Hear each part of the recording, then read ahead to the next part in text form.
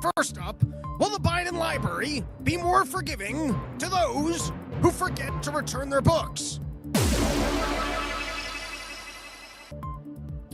Next, we review the literature being read by Charlie Kirk's supposed killer, including such titles as How to Leave Evidence and Definitely Get Caught and Prosecuted from a Crime Scene You Previously Fled, and also Handwritten Notes for Mass Murderers. Next, Thomas Massey displays what full government transparency looks like. Next, we decode what kind of targeted strikes are being called in by Ben Shapiro's eyebrows.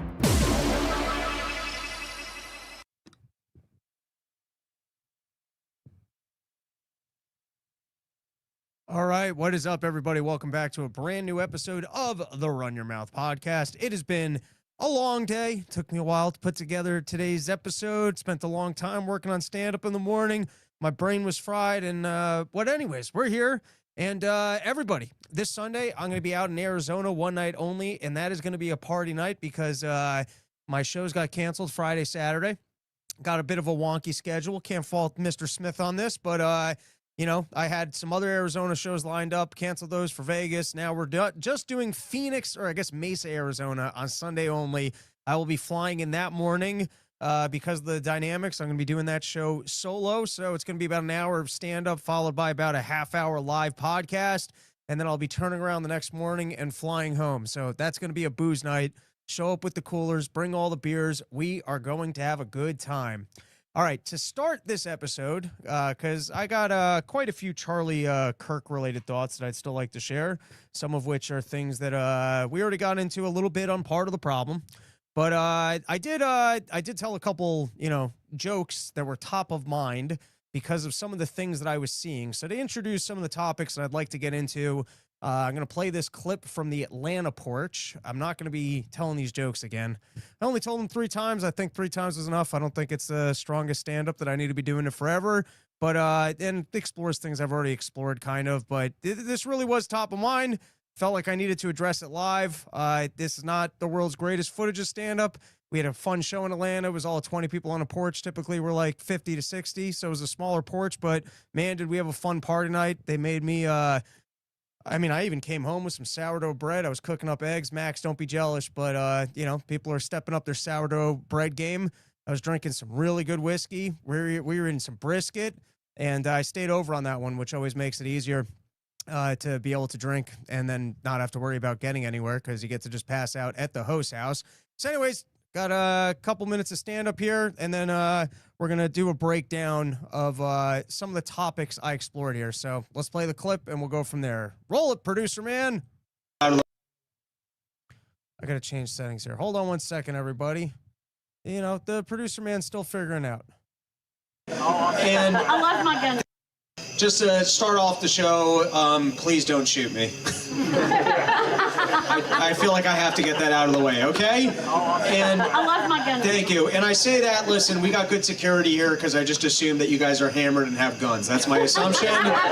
It's my assumption when I show up to a porch is that if anything goes wrong, some drunk asshole will avenge my death. And I do have a lot of jokes for later, but I got to get this off my chest. I have, can we turn off the punk music? I really don't need that. We all went through COVID together, and it shocked me how invested some people were in COVID lockdowns, right? And then I watch after this tragic thing that happened this past week, and there's some people that are celebrating it, and I just kind of feel like I don't want to live in the same country as these people. Do you guys agree with me? Yeah. And I have a very simple, peaceful solution. Because, listen, I'm not looking for rising tensions, but everyone's talking about healing divisions. I don't want to heal divisions. I want to separate. That's what I want to do. I want to go through divorce, and I feel like there's a really easy way for us to do it. It's really simple. We take 25 states, and we just label them Gay USA. And anyone who's like, well, I'm not gay, they leave, right? And then everyone's like, oh, more tolerance, they move there. And that's it, right? It's simple division. People can have what they want. They can have Gay USA. We can have what we have. And then, listen, it's going to be a little bit different. It is. if you go to Gay USA, I'm going to say it off the bat, they're going to have better coffee. They're going to have better coffee. They're probably going to have more like music and theater. But you know what? We're going to have wealth. And I would love it if Bernie Sanders was the leader of that country and he gets up there and he's like, I think I need people to actually work. If nobody does anything, there's no one to mooch off of. And I think my favorite thing about if we were to divide the country that way is because, you know, the left tries to pretend like they're so much more tolerant. But let's be honest. Let's just be honest. If we were to break up the country between Gay USA and the rest of us, guess where the blacks are? They're with us. And you know why? It's because we're keeping sports. Yeah, well, I was going to say that. They're going to have women's sports, but ironically, it's going to be dominated by biological men. But that's what they want, and they should have it, you know? And that's what freedom is. All right. All right, and we're back. Little clip from the porch. And what just had me kind of thinking about this, you know, there's a bunch of things just circulating in my head, which is, one, we got to figure out how to have everyone just swear off from political violence so at least we can peacefully stay together and just hate each other. You know, it's fun if we're all stuck together and we just, you know, kind of hate each other, but we get along enough, and that's how you keep a country. But once you kind of have this idea of I'm allowed to invoke violence on that person because otherwise they're going to be violent towards me, and so I got to be violent toward them first, and then the other person's like, well, I got to go do this because they're going to be violent. So then you're Gaza and Israel. And it's Planet of the Apes. It's the fear of the other. It's the impossibility of getting along because if I don't wipe out that tribe first, they're going to wipe me out first. And then you just get the progressive escalations of violence as it's always in the name of, well, they were going to be violent towards me. And then you get to have to define, well, what exactly were they saying that you thought was provoking violence? And I just, you know, there's a part of me that really does mean it. We all had to go through COVID, and there were so many idiots that embraced the government propaganda and enjoyed the fact that they were miserable in their homes, and they wanted us to take part in the misery as well and just contribute our lives in the name of government compliance and stay in our homes.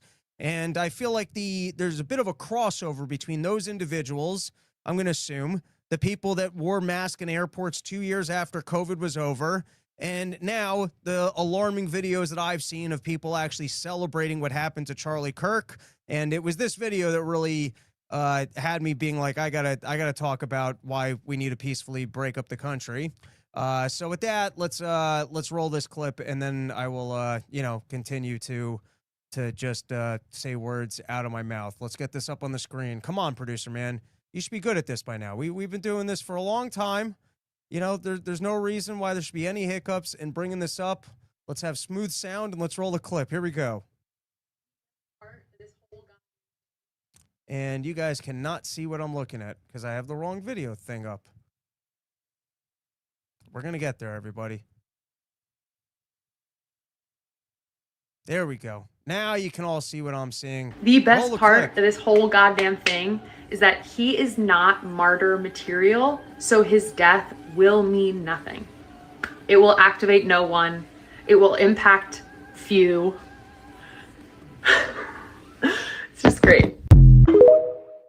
And there's a lot of dynamics that amaze me about the people that are celebrating this. But what was particularly amazing about this one is that looks like an otherwise joyous person. That looks like, you know, I'm not good at, I don't really even go out much. I certainly don't really hit at women at bars. But I feel like if I saw that person that was sitting next to me, I'd be like, oh, wow, look at this cheerful person. Maybe I'll try hitting on this person. And then they start talking and you realize, oh my God, that is a literal demon. You're literally a demonic human being. And then you just start to realize, how do we share space with these people? We don't agree with them on anything. Let's just peacefully break the thing up and we can all go our own ways. Maybe it's time for a divorce and for us all to have our slutty stage, get out there, have a whole bunch of action, spend too much money, party real hard, realize that you don't really enjoy partying, and then we all get back to work. But in our collective groups where you don't have to be afraid of these other people constantly trying to have government policies where they vote their team into office and then pretend like the other side's a threat so that they can strip away freedoms. Because remember, the problem with advocating towards any sorts of like violence or censorship towards the other group is that it's fun while you're in power, but at some point in time, the wheel's going to turn. The other side's going to be in power, and all that shit's going to come back at you. And so, the Democrats, they don't really have a lot to stand on when they go, how dare you rat us out to our jobs? How dare you apply pressure on television networks to take us down? How dare you pretend like we're involved in violence with the words that we're sharing, or that our words are encouraging other people to? And it's like, that was you guys 3 years ago. This is a dumb system where instead of everyone just being concerned about government power and limiting government power, you take turns of steering the ship and then, increasing the power of the government while pretending like the team and tides can never turn and that power will never be used against you. It's a stupid system.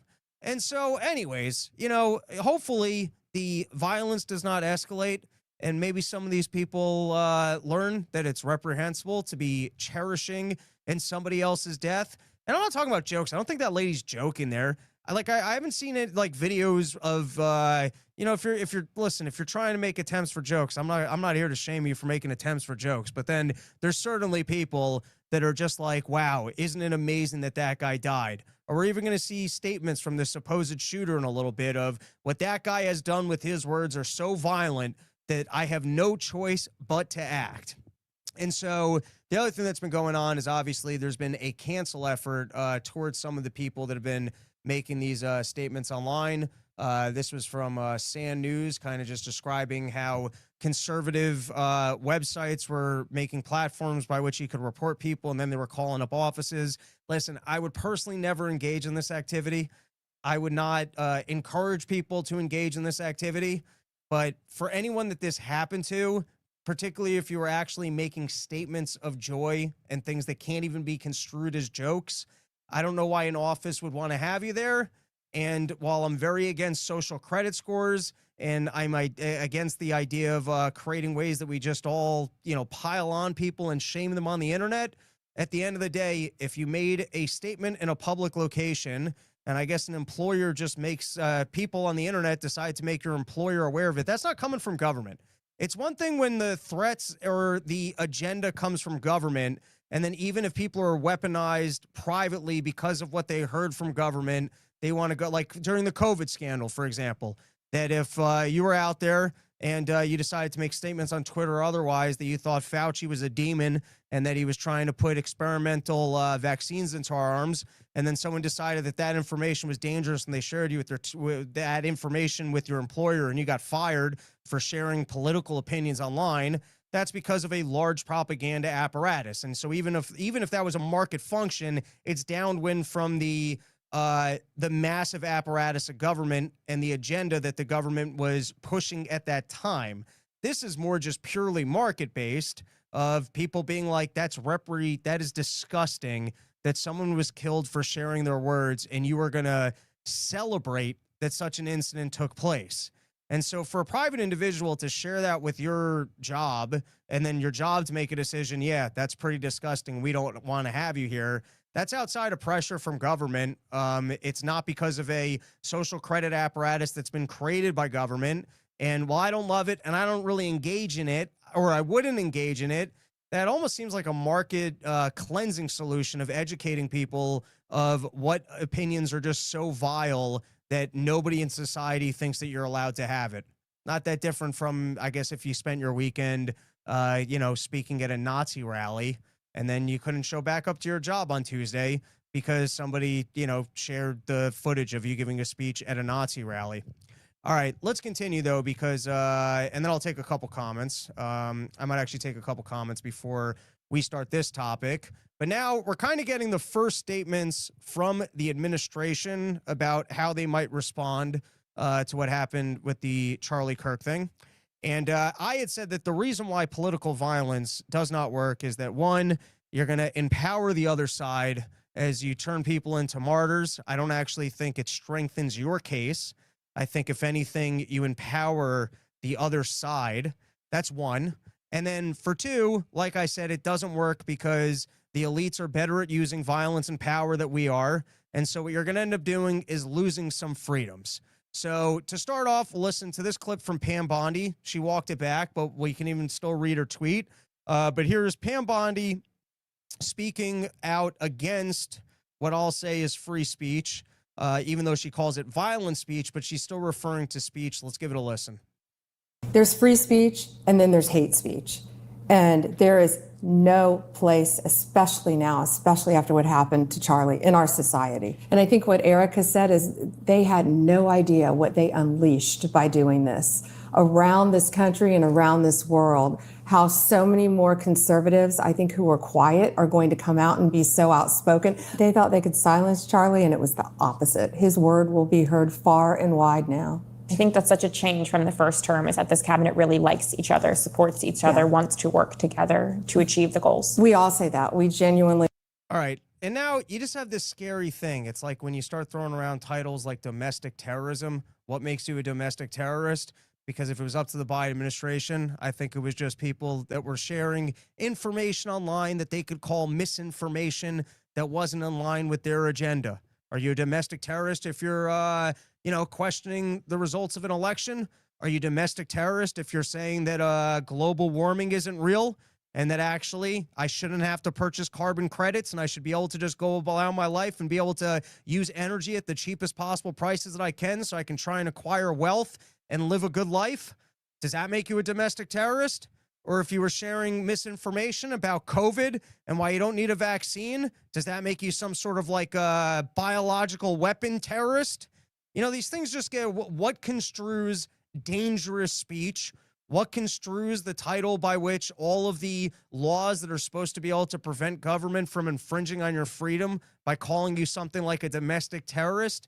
You start playing around with these spaces and you're flirting with removing freedoms off of definitions that, you might not be able to control. It's a little bit like reasonable gun control.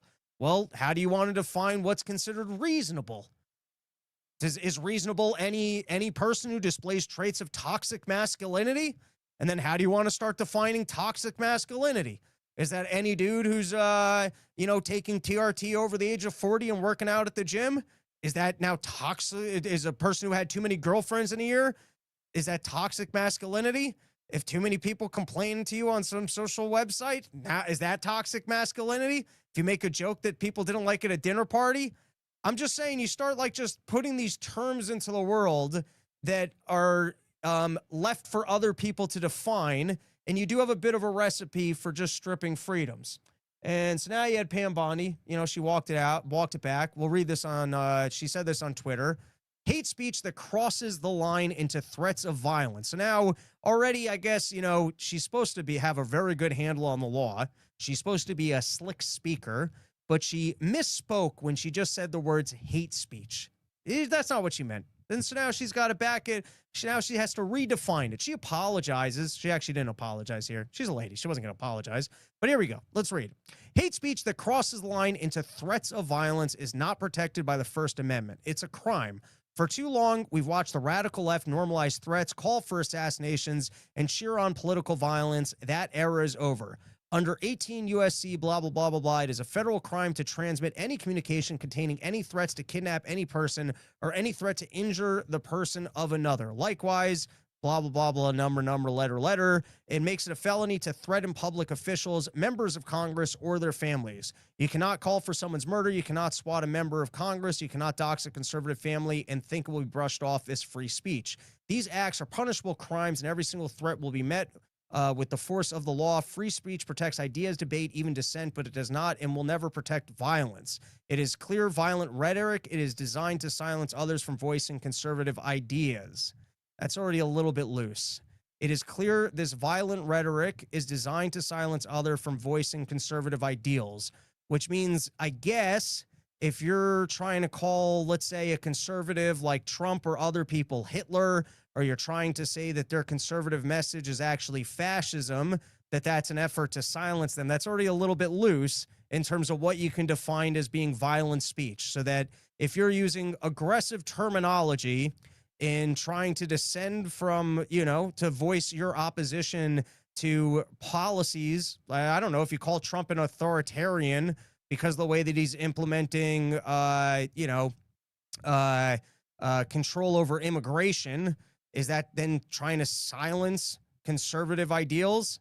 Even in her walk back, it's still a little bit of a dangerous loose line here. We will never be silenced, not for our families, not for our freedoms, never for Charlie. His legacy will not be erased by fear of intimidation.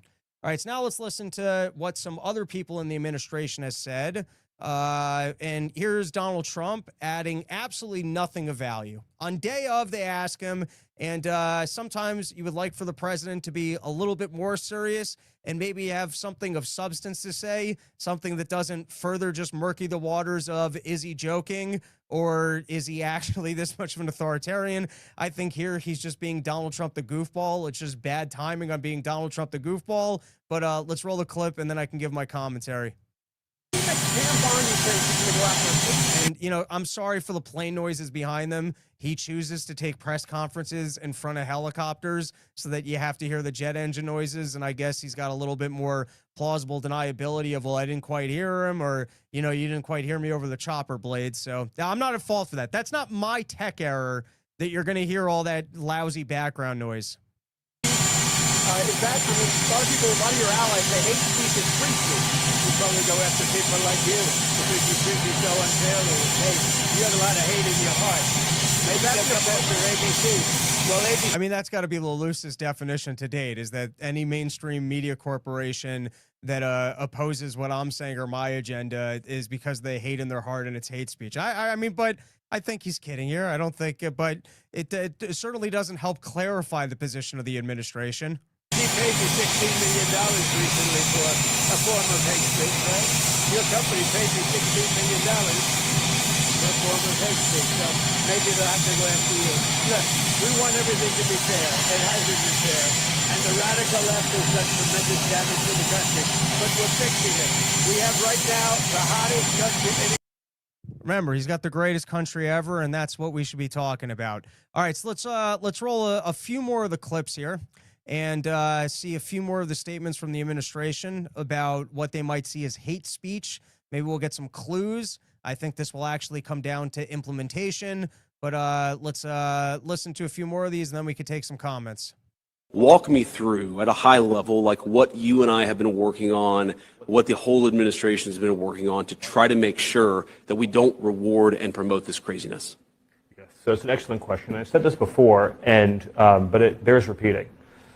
The last message that Charlie sent me was, I think it was just the day before we lost him, which is that we need to have an organized strategy to go after the left-wing organizations that are promoting violence in this country.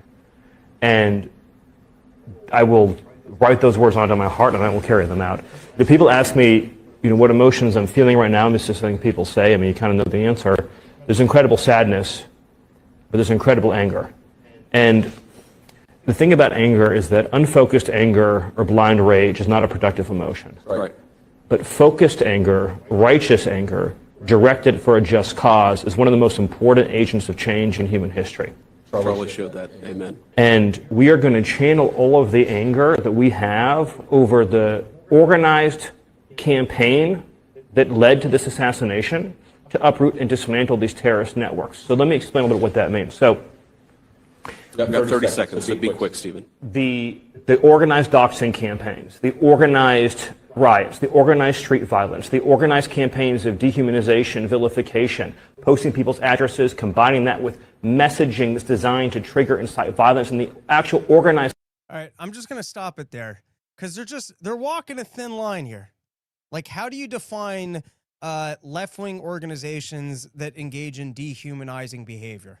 Now, I fully understand if you want to start going after Soros and saying, here is the illegal behavior that Soros has engaged in, and start unwinding crimes of the Soros network, or you want to go after public funding that seems to trickle into leftist organizations with communist or socialist ideals that really are nothing that we agree with, and so there should be no public funds going into it. I say that's all okay. Hey, we've overlooked crimes by leftist organizations, and now we have to put more resources into the crimes. I understand that. And if that's what they're looking to do, wow, this really, we left socialist organizations that have been breaking the law in this country for a long time remain uprooted because we were being too relaxed about what they were doing. And now we're finally going to go after them for the following crimes. But some of these just loose words of the hate speech that they're engaging in, the dehumanizing behavior, this all seems like the loose terms that I'm describing, which allow people to just strip freedoms. All right, and then let's play one more video, which is Donald Trump, which I think he probably does the best job of walking the line and speaking to, we're going to try and go after people for criminal behavior. But here's Donald Trump from the White House explaining or commenting on the exact same issue, and then we'll take some comments. Please. Yes. Given with all the that's going on with Charlie Kirk's assassination and the left wing, a lot of left wing violence going on, do you have plans? And actually, this is a great opportunity with all these people here. Do you plan on designating Antifa finally a domestic terror organization? Well, it's something I would do, yeah. If I have support from the people back here, I think we'd start with Pam, I think. But I would, if you give me, I would do that 100%. All right. I already got to pause there for a second because, you know, this is also such a gray area where I guess it's valid for Trump to go, I like the idea, but I'd have to speak to my lawyers about whether or not I can do that. But then it's just, is that a wink and a nod to, hey, can you guys go figure out how aggressive I can be and how much trouble I can get in and how long till it gets to the Supreme Court, or can we maybe win in the Supreme Court? That's a bit of a different conversation of find me. I guess on paper this is wrong, but I want to do it. So go find me maybe it's not, maybe that's why you have lawyers, but I feel like that's more of like a private market lawyer type deal. And even that's kind of shady lawyering when you're like, figure out for me, when you got a Saul Goodman type lawyer and you're like, figure out for me how I can be breaking the law here. I know I shouldn't be doing what I'm doing. But his starting point, you know, he does like to defer to Pam Bondi and go, I know I'm in control here and I'm the leader and you're looking to me. But that's why I've got staff here for plausible deniability. So while I would love to label Antifa a terrorist organization, let's see what Pam Bondi has to say about it.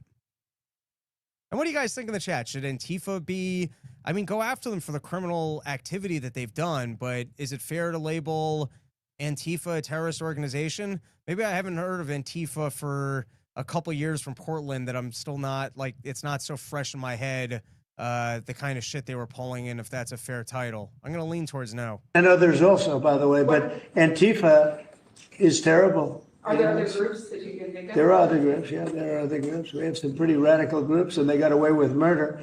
And also, I've been speaking to the Attorney General about bringing RICO against some of the people that you've been reading about that have been putting up millions and millions of dollars for agitation. These aren't protests.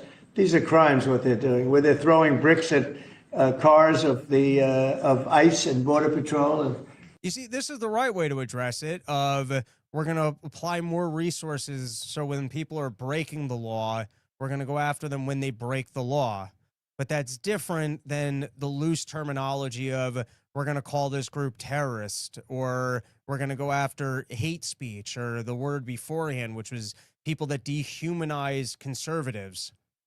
they come in with a beautiful new car. They're so proud. It's Border Patrol, ICE, it's got whatever it is. And they're throwing rocks at it. And after 50 yards, it looks like an old beat-up vehicle. It was just brand new. It was just bought for the purposes. And they don't have to take that anymore. I let it be known. We'll take responsibility. They don't have to take it anymore. And they don't want to take it.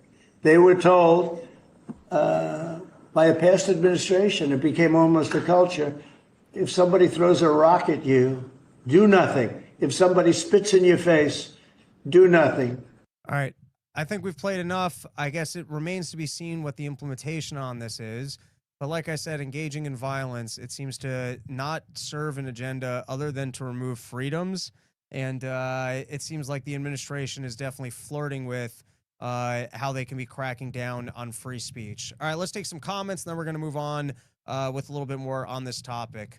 C step. If private entities want to act and follow what the left did, I would think twice about it if I spent money there.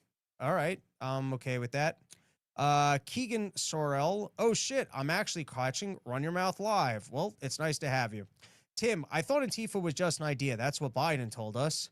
Well, he probably doesn't remember telling you that. Matzo balls, definitely not. If they're going to label a retard group like Antifa, how long till they get us retards classified as much? I agree with you on that.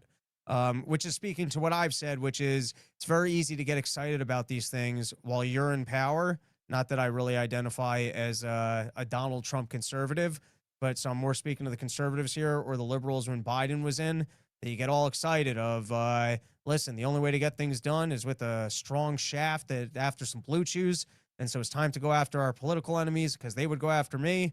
But you start putting troops into the cities in the name of law and order, and then all of a sudden Biden comes back around and or Kamala Harris or Gavin Newsom, and they're making it that you can't kick homeless people out of your town and you can't walk around unless you got your latest vaccine cards. All right, let's take one from Runaway Slav. Why are women still allowed in politics? Why are non-Christians allowed in politics like Kash and the rest? Because then otherwise every other minority just becomes second-class citizens as white males just vote in their own interest and pretend like they are more noble and less self-serving than the other groups while they just strip everyone else of their freedom. And maybe there's less socialism, though, then, because it's a smaller group that's trying to feed off the government pie. Well, I guess that's an answer to your question. All right, let's continue. Let's see what else I had in store for us here. Let's go to the next slide. All right, so this was from the New York Times, and as I made the joke in the intro, amongst the various conspiracies of this guy, maybe he is just some dumb 22-year-old kid, and he wanted to get away with the crime, and that's why he jumped off a roof with a vanishing gun that reappeared. And he just wasn't very good at his online paper trail. He wasn't very good at keeping his mouth shut.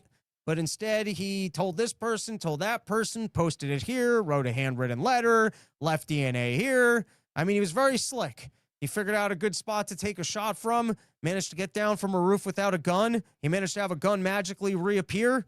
But he wasn't very good at doing all the things. He seemed to want to get away with it, but he wasn't good at taking any of the steps of not leaving a paper trail. And as they, you watch these videos about them stripping our freedoms or whatnot, you start reading some of the thing, you're like, I mean, everyone's pointing fingers at Israel, which, fair enough, whatever. But it seems like this is more of an agenda for stripping freedoms. I mean, if you're just gunning for conspiracies here, the 22-year-old man accused of assassinating Charlie Kirk sent in text messages to his romantic partner that he had enough of his hatred and that some hate can't be negotiated out, according to the prosecutors who filed a murder charge against the suspect on Tuesday.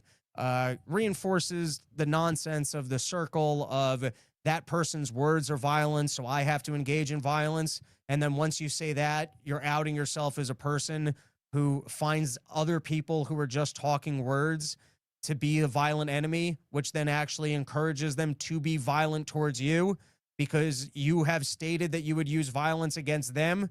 You see the circular nature? If we could all just swear off violence, we could peacefully live amongst each other and quietly hate each other and call each other bad names on Twitter. But this is a bad circle. Because if you out yourself as, hey, I think that person's words are violence, and so I have to go kill him before he kills me, you're also saying that you're okay with using violence against them, and now you've actually introduced the violence. So everyone's just got to swear off violence, then we can peacefully hate each other. That's how we break the circle, without inviting government in to just remove freedoms in the name of protecting us from one another. The other part of this that this is tragic, but I want to read this paragraph. A charging document filed by prosecutors in court said that Mr. Robinson's mother told investigators that her son had grown more political and that his political views had moved to the left over the year or so. She told the police that he'd become more pro-gay and trans-right oriented. Miss Robinson's partner, who was living with him, had been transitioning to being a woman from a man, prosecutors said. And listen, I mean, it's terrible what this kid engaged in. But you got to feel bad for the mom, where you raised a good old conservative kid. You warned him about going out and being gay. The kid goes out, lives a non-conservative lifestyle, ends up committing this terrible crime, and then you got to sit at home and be like, I tried to raise a good, honest conservative. It doesn't even make sense to me that he went out to be in a relationship with a gay man that was just becoming a woman anyways. Couldn't he have just been with the women and lived a more wholesome conservative life, and we could have avoided this whole thing? I mean, that's a lot for, probably not a wholesome mother. I don't know. Can you blame mom for what happened to the kid here? I don't know. All right. And then just, this is going to be the next theme of the show. Brought to you by YoKratom.com, home of the $6 kilo. Only place in the entire world you can get an entire kilo of kratom for just $60. But a couple weeks ago, we had that incident with the guy on the subway. 2 weeks before that, we had the incident with the trans shooter within a church. I don't actually know the numbers on this. Maybe someone in the chat can tell me this. Over the last 10 years, how much of an increase has there been in school shootings and mass shooting events in the United States of America? I have no idea, if it's a noticeable uptick, if it's just that so many people kind of talk about it that I have something in my mind that's not true. But, we're going to notice that there's people that you don't normally pay attention to or agree with that are starting to make some statements where you're like, shit, I believe I agree with this person. And so in this case, you got the Rizzler, who I'm not too familiar with other than I think he loves Costco cookies. I'm a fan of sugar myself. Luckily, I've kept my face from being that. But he's this guy, he might get laid more when he's 18 than I ever did. And he might eat more cookies and get diabetes sooner than I did. But this is from the Rizzler. The Rizzler calls for Kirk shooter Tyler Robinson to face public firing squad. Our patience has reached its limit. And I have been giving some consideration to, and, it's just ideas floating around in my head that perhaps going to prison is not a worse enough penalty for the people that are committing some of these heinous crimes. And now you end up with the same circle of problems of who gets to define heinous crimes and what will be the enforcement against them, and what happens if all of a sudden there's domestic terrorism titles, and if you're a domestic terrorist, that's considered a heinous crime. And even if you do a crime that is totally unrelated to the bigoted thoughts that you've otherwise posted online, they can throw the domestic terrorism title at you. So to me, the heinous crimes are when you're engaging in the shooting of indiscriminately mass shootings or child care shootings and these kind of incidents. And it seems like the penalties aren't harsh enough that perhaps we're not actually scaring crazy people from not wanting to engage in these activities. And maybe it's stripping, even though I don't think parents should be responsible for the actions of their kids. And I think there's been stories of parents now even perhaps facing jail time. I don't think that makes sense, but maybe stripping wealth makes sense, even though I think it's wrong. I don't think a parent should have their wealth stripped because of the actions of their kid, but I do wonder if maybe that's enough that a kid goes, hey, I can't do this because my parents are going to face the following penalties. Or maybe it's some sort of a more public style execution or just something worse than just being in a jail cell that actually scares some of these crazy individuals from not going through with these crimes. Because, like I said, I don't believe that people are so crazy. Like I already said the example, 9 out of 10 homeless people in New York City, if you say, hey, walk to the end of the street and come back and I'll give you $100, they're going to go ahead and do it. And they didn't do these crazy actions every other day of the week. There was some sort of a decision-making process there. There was some sort of a choice. And maybe we do need harsher penalties for these specific incidents because what we currently have is not enough to keep these people in check. All right, it's a loose thought. I'm not fully committed to that one. All right, let's take a couple comments.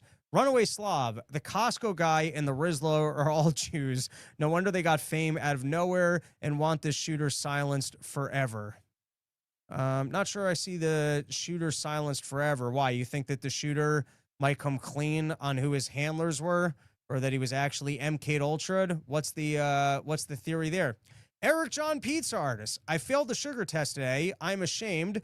Nothing but salads tomorrow. I also ate I ate more sugar yesterday and a fair amount of sugar today. Also, I just did Eric John's podcast the other day, pre-recorded. I think it's coming out one of these Sundays. So go check out his show, and I will be pizza-fied in their near future. Jim Casper, you're nailing it, homie. Thank you, sir. And another one from Eric John Pizza Artist. Upside down crucifixions during halftime at the Super Bowl. Carlin had some good ideas. Not familiar enough with all of Carlin's bits. Eric John Pizza Artist, October 5th live. There you go. All right, let's continue. Do I want to play this? Yeah, we might as well. I had mentioned this on the last part of the problem of the actual, listen, I'm very open to the idea that anyone could have committed this. It could have been some crazy, kid with a trans lover who was really into the idea that people on the right and their movement were going to be violent towards them. And so they needed to take action because they were losing the war of ideas. Maybe the administration wanted to get rid of the Epstein storyline, looking for some news cover, looking for some ways to ramp down on freedom of speech. There's some other really crazy conspiracies out there of who did it, in addition to Israel has done it.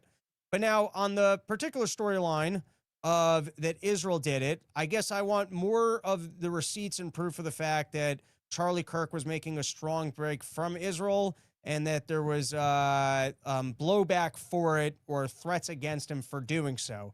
Now, I do think, because I watched that episode of Charlie Kirk when he was on with Megyn Kelly, and I think he was talking about how annoyed he was when there's strong pushback on legitimate criticisms of Israel, or if you're exploring the Epstein storyline. And I think a lot of us experience with COVID or other topics. We all woke up as libertarians at some point because you just realized government was lying to you. For me, in part, it was because I smoked a lot of weed in high school. And I was like, wait, you would put me in a jail cell for this? You guys aren't my friend. My friend would give me more weed. And you're going to put me in jail for this one thing that I like in life? You guys are mean people. And then, it's just a bit of an awakening thing of, oh, well, clearly this isn't that bad for me. And clearly you're not my friend or looking out for me if you're going to put me in jail for smoking this. I guess I don't like you. And, sometimes you just see how flagrantly government will lie or try and control you. And you just realize, oh, I think these people aren't my friend. And so the similar thing, if you start exploring the Epstein storyline and everyone goes nuts at you, then you start being like, well, what else are you guys lying about? And so it could be that he was having a big awakening moment. But I had mentioned this on Part of the Problem that I watched on the Tim Dillon show, and the only proof of the fact that mentioned that he feared for his life was because it's a source over at InfoWars, and not saying it didn't happen, not saying it's not true. I'm not saying that Israel didn't maybe do it. I'm just saying this doesn't seem like a cohesive enough story yet, or that this is a good enough piece of proof to point to. And so with that said, because everyone came at me, I read the comments. People are coming at me, telling me that there was other proof than that. That wasn't the only proof. That's not where he got it from. And maybe it was different in the article, which I read. I don't remember. But I'm going to roll this clip. You tell me what I had wrong. Question. Yeah. What would he be afraid of? I mean, obviously, you have an organization that's well-funded by people that expect something for their money, right? They're not giving it to you for free. Did you get the feeling that he was only afraid of reputational damage or, losing money, or did his fears extend to his life? Well, that's what Harrison Smith, who is a personality at InfoWars, the pro-Trump outlet, has said, based on a source he spoke to. I don't know him. So it's a guy from InfoWars based on a source that he spoke to. Everyone catch that? A guy at InfoWars based on a source that he spoke to. That's what we're working with here. Let's continue. I don't know what source he spoke to, but he said this. Doesn't know what the source is either. On August 13th.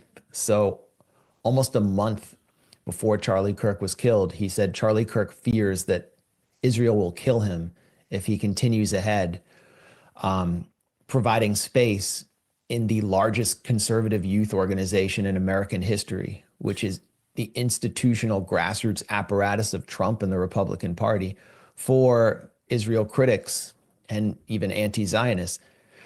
So that I didn't say that.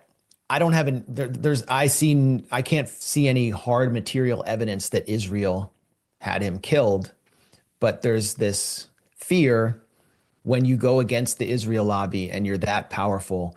And it's a fear that I've been told Donald Trump shares. I've been told. No hard evidence. The sources that someone at InfoWars heard it from someone else. All legitimate fears. Hey, you can't go against the Israel lobby. It's a powerful lobby, and continuing. I'm just saying there was a lot of internet storyline based off of the idea that he had been threatened, and that doesn't sound like the most credible starting point for that storyline. Now, you got the Bill Ackman thing, and you've got other people who are commenting on this, but I guess I would like to see more firm receipts or other people who could validate the story, aside from, you know, someone at InfoWars heard this from somebody else. All right. I got a lot of things are broken in this studio at the moment. Okay. And then this was Bill Ackman decided to show the receipts. Now, these are text messages. Even if the date's on the text message, for all we know, they did have a big fight. And for all we know, he did actually argue with him and threaten him and then said, hey, it could have been earlier in this conversation. I apologize. Things got heated. Let's do dinner. And Charlie Kirk's all rattled and he's just playing nice and doesn't want to have some big argument, wants to move on from it and just goes, sure, let's have dinner. But, you know, in terms of showing receipts, you got Bill Ackman here claiming, look, we had a conversation here saying that we had a nice time the night before and let's hang out again, which would seem to indicate that Bill Ackman hadn't threatened him. Not proof either way, because it could be Charlie Kirk's just not really looking to be hostile towards people. And the next day got this text and was like, yeah, I'm never going to dinner with this guy. Listen, not everyone's confrontational. I certainly understand playing things this way. You have some crazy conversation with the billionaire. He texts you the next day, let's have lunch sometime. And you're like, yeah, maybe he was just drunk at the party. Maybe he didn't actually mean it. And these maybe donating money are like, yeah, we'll have lunch. Maybe we can settle the score. So not bombshell proof to clear it up one way or the other. All right. That is all that I have on this topic. And now I want to get into something that I wish I'd never heard about and never read about. Before I do, take a couple comments here. And once again, come out to porchstore.com, Arizona, this Sunday. Running with the Bulls. Are you actually live? Yes, I'm reading your comment right now. Is that trippy or what? Travis Hill, killer show. Thanks. You're welcome. BT Bam shouting out Bill Hicks. I like Bill Hicks. Is that relevant to something we're talking about, or just wanted to shout him out? And Noi B154, Max has been watching too much Ian Carroll. Could be. Runaway Slav, Robbie is reverting to his Talmudic exclusionary methods to say Israel is not responsible for Kirk clipping. You're reverting to your inherent racism towards Jews to just read anything you want into anything I say or do to criticize others. I don't think I made any such statement. I said I'd like a little bit more on the topic and that it's a little bit aggressive to jump on it right now. What about the storyline that his own wife did it? Is it too soon to jump on that one? Or just any conspiracy where there might be a motive there? You know, you're incredible if you don't run with that conspiracy. I was even saying the last time when Trump got shot at that it looked like maybe from the way that he flipped on Israel, that Israel had done it. I'm not like against the concept.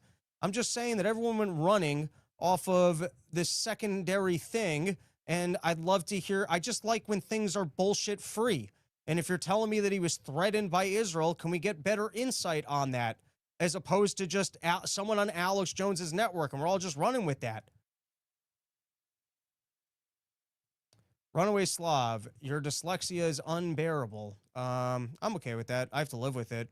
Didn't realize I had it as a kid. And I'm also not sure where that came up, but that's because I wouldn't have noticed.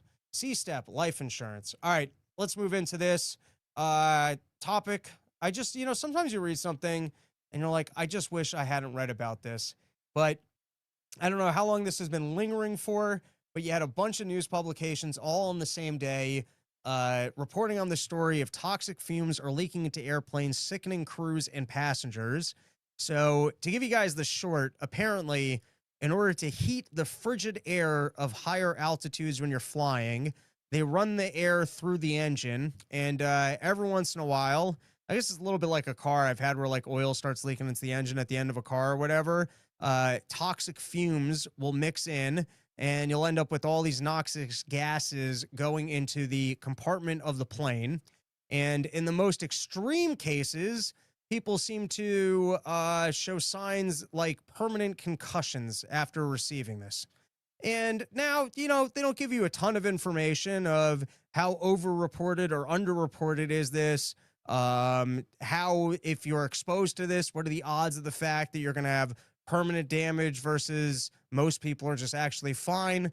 For the stories that I read of an alarming thing, because I'm on at least 2 planes, if not more, every single weekend, you're a little bit like, I'm not going to not fly. I'd rather just not hear about this. Now, to give you guys the better just breakdown of the numbers, I was reading this article on Mish Talk, and this was, I guess he got this from the Wall Street Journal, but what do you need to know about fume events on airplanes? So just to give you the short, and then we'll actually read it. It's pretty unlikely for that it will happen to you, but on a daily basis, somewhere in the US, this takes place. And I'm borrowing from a, oh my God, I'm so bad with names sometimes. Richard Jenny. Richard Jenny had a great bit about how at the beginning of airplane rides, they always like to be like in the unlikely event. And I don't remember the bit, but he goes off about like, he's got great punchlines of like, if you're already going to tell me about things in the unlikely event, and then he starts going off about like other unlikely events, like, why are you even telling me about this? And so I'm stealing from his bit here, but the idea that people run a business and the business relies on, then on a daily basis, I guess average plane probably has 200 people on it. 200 people are going to be, that they're going to be dosed with toxic chemicals, some of which could be life altering. And just the idea, like, just think about how guilty you feel in your life if you're not doing well by customers or people in your life, and here you just have a business and this is a casual side effect. Now you might just say, I'm not wrapping my head around the laws of large numbers well enough. And, there's car accidents and cars are less safe and we all choose to drive cars and we're choosing to be in airplanes, except this is more underreported. But once you're doing a whole thing about in the unlikely event, can you just get like gas masks on planes for when this is happening or some sort of a protocol for it? I'm going to assume that there's more incidents of this if it's happening at least once a day in America than plane crashes. And I got to watch a whole video every single time about the unlikely event of plane crashes. How often does anyone end up in the ocean where they have to blow into a tube to inflate that thing so that they can float in the ocean while no one comes to rescue them and they get eaten by sharks? How often does it happen that the oxygen masks come down and you have to apply it to yourself before the baby? I'm going to assume that the odds of being on a plane, even though it happens 108 per 1 million departures.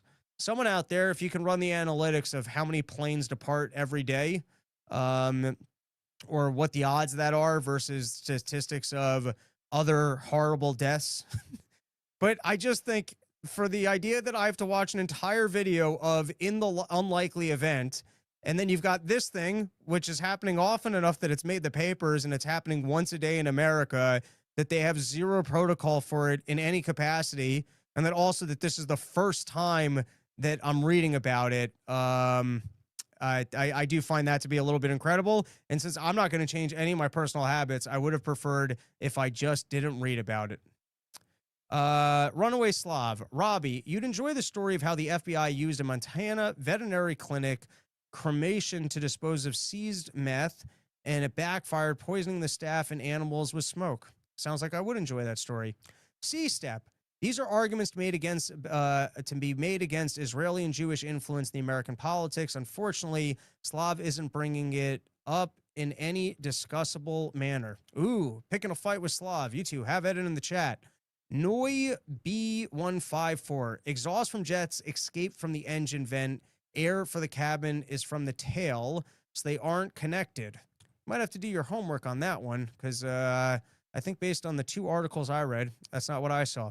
All right, let's plug another one of our sponsors, which is polygraph.net. If you guys are doing internet marketing campaigns in any capacity, don't be a sucker. Don't be paying for clicks. Don't be paying for leads. Don't be paying for bot traffic. And you don't want to be putting together entire campaigns where you're like, man, I came up with a brilliant oh my God, our ad was so funny. Our click banner ad was so funny. Look how much traffic we got. We got to do more of that. And then you find out that it was just all bot traffic. You want to actually know the analytics on what you're doing. You want to not be wasting your sales team with bad leads that were just bot based. Don't be a sucker. You go to polygraph.net. They'll do a free audit for you. They'll tell you how much of the traffic that you're getting off of your internet ad campaigns are actually human beings that might purchase your product, and if your marketing's doing, and if you're paying for a bunch of crap because it's all bot traffic. So I recommend, if you're out there, if you're running marketing campaigns, or you got friends who are running internet marketing campaigns, they want to bring down their costs, they want to be more efficient in what they're doing and not be a sucker and just pay for bot traffic, you go to polygraph.net, you have a good conversation with them, let them know that Run Your Mouth sent you. All right, and now let's get into some Epstein, Kash Patel stuff. So let's start with this clip, which was Kash. I think he had 2 full days of having to sit down with these people. I think he had a full day of sitting down with the Senate, and then he had a whole day in front of Congress. So we'll start with his whole day in front of the Senate. Roll the clip, producer man. You've seen most of the files. Who, if anyone, did Epstein traffic these young women to besides himself? Himself. There is no credible information. None. If there were, I would bring the case yesterday that he trafficked to other individuals. And the information we have, again, is limited. So the answer is no one? For the information that we have. In the files? In the case file. Okay. Now, I guess someone else can have information, but in the information that he's seen in the files, of which he didn't actually read all the files, read some of the files, enough of the files to see how many times Donald Trump's name appears in the files, and it's not that many, but he can't tell you the total amount of names. But what he can tell you for sure is that he would be going after other people if other people were involved, but no one was being trafficked to nobody except for him. He can say that for certain. All right, and now this one blew my mind. This is like living in the Twilight Zone because, you know, there's some people who you hate, who you would never agree with, you would never root for, you would never take their side. If you want to talk about someone that if you told me, what are the odds you're ever going to watch a video of Eric Swalwell where he doesn't seem like a total idiot, I'd be like close to 0. And if you told me, what are the odds you'd ever hear Eric Swalwell going against a Republican in one of these meetings and he would come out sounding like the sensible one, I would go less than 0. And then if you told me that it was on the topic of Epstein, I would go, you mean the guy who was with the Asian spy who was being a real homo when he was going after? I'd go, I don't know, what's less than 0.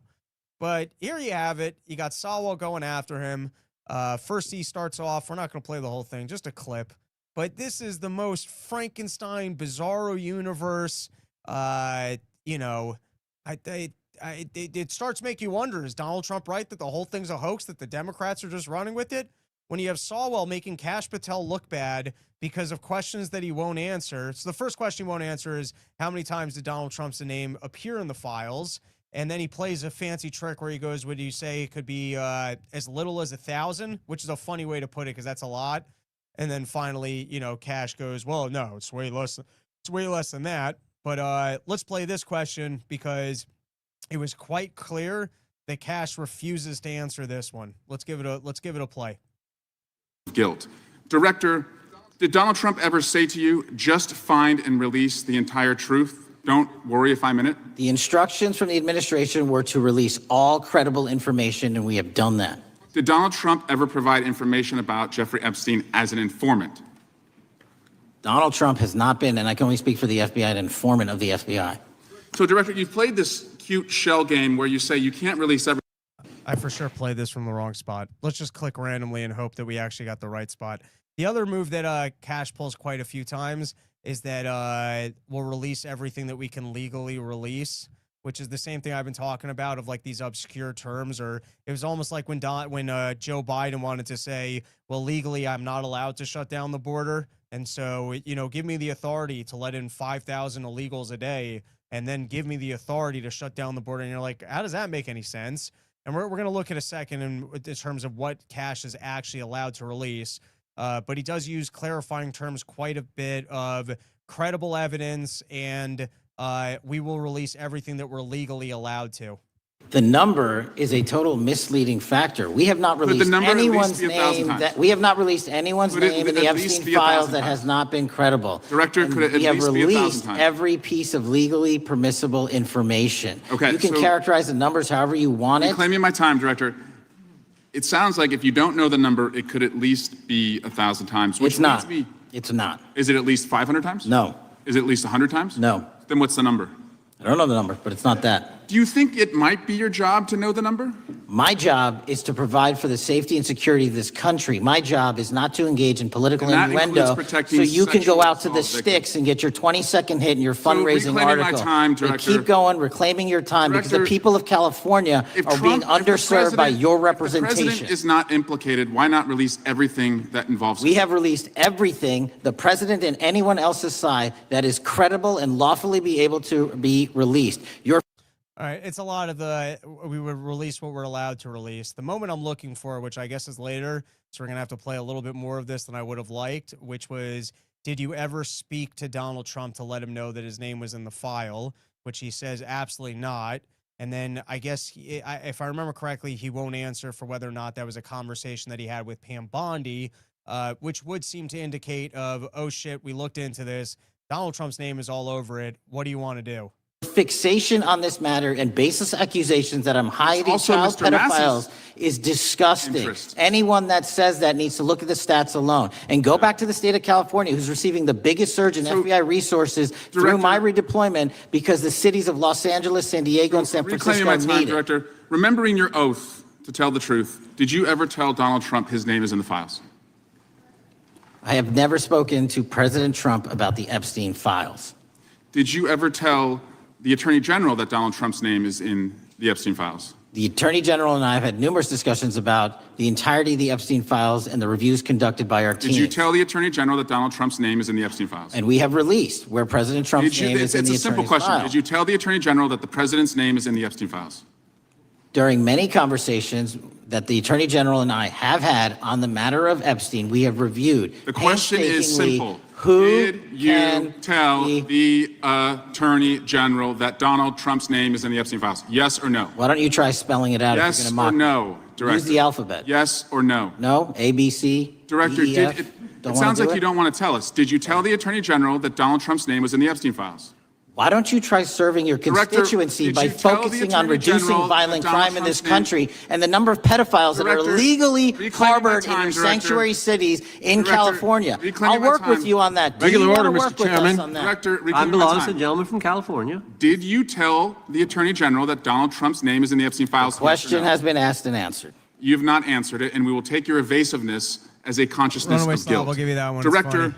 did Donald Trump ever say to you, just find and release the entire truth? Don't worry if I'm in it? The instructions from the administration were to release all credible information, and we have done that.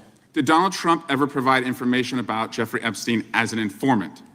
All right, we can call it there. But how bizarro is that? Where you're like, I think Solwell's doing better here, and Kash clearly has something to hide and doesn't want to be telling the truth. All right, hold on. And then, oh yeah, so I was trying to dig into to what extent is it true when Kash is saying this thing that we've released everything that we're allowed to release. So this is Politico. I don't often read Politico. I wouldn't trust Politico, but in terms of just researching this did come up. In fact, one of the judges who ruled on the grand jury matter and presided over Epstein's criminal case before he died by suicide in a jail cell in 2019 said the Trump administration had the power to release the records. The government is the logical party to make comprehensive disclosure to the public of the Epstein files. U.S. District Judge Richard Berman wrote last month, emphasizing that materials in the FBI's possession are not subject to typical secrecy of grand jury material. I don't think I even needed to read this because I looked into it on Gronk, and at least this is what's came back, that the FBI cannot release grand jury materials. They can't release non-prosecution agreements, but what they can release is the FBI investigative files. So at least according to this AI search, the grand jury, they can't release, but whatever is inside the FBI Epstein files, they should be allowed to release. Victim and third-party privacy, they can't. Client list or black book reference, got a partially yes. FBI can release with redactions. House oversight has subpoenaed more, but Patel is complying slowly. So it seems to me like perhaps it's a bit of a weaselly move, kind of like well, we can't refer to that while it's an ongoing investigation, of him to use the word, well, I didn't think that was credible, and that's why I didn't give it out to you. Or I didn't think I was allowed to release it, and that's why I didn't release it. That is our episode. Thank you for hanging out, everybody. Back next week. Actually, got a lot of content coming out. For one, the Smoke Out Bug Out is hopefully going to be out this week. My friend from Alien Entourage filmed it for me, and he does a much better job of filming stuff. But you know, he's busy with a new job, and the couple times I went out there to try and edit, it doesn't matter. You guys don't care about this. Hopefully that will be up in the next couple days, and I'll put that up on the Robbie the Fire channel, and I'll probably also put it up on Spotify. But for everyone that's still just on the Run Your Mouth podcast channel only, I heavily recommend following the Robbie the Fire channel. There's a lot more content here, and I will probably be disbanding of that one because it's a bit of a relic from I'm not going to say. And then Sunday, going to be doing a live pod in Arizona, so I'll get that up shortly afterwards, and then back next week, Wednesday, with another episode. Thanks for hanging out. Go to porchstore.com. Still a lot of porches coming your way. Hopefully adding a Charleston, would be very game for adding in New York City. And then if you have a Chicago venue, hit me up. If not, John, Mr. Popik, I've been meaning to shoot you an email and see if maybe we could do a smaller one from your living room. And then I got a venue in Denver I got to reach out to. And then I think that's pretty much all the available weekends or potential porches that I can do. But you can still shoot me an email, robsnewsroom@gmail.com. That's the episode. Back short.